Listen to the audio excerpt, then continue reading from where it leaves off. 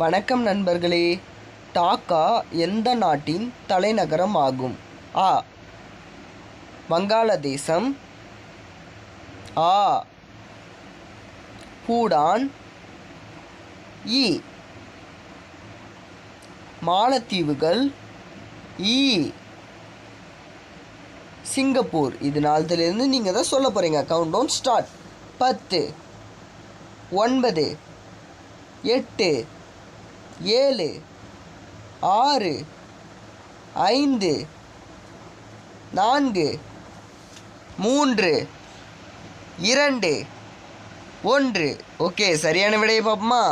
ஆ வங்காளதேசம் தான் சரியான ஆன்சர். இது உங்களுக்கான கேள்வி.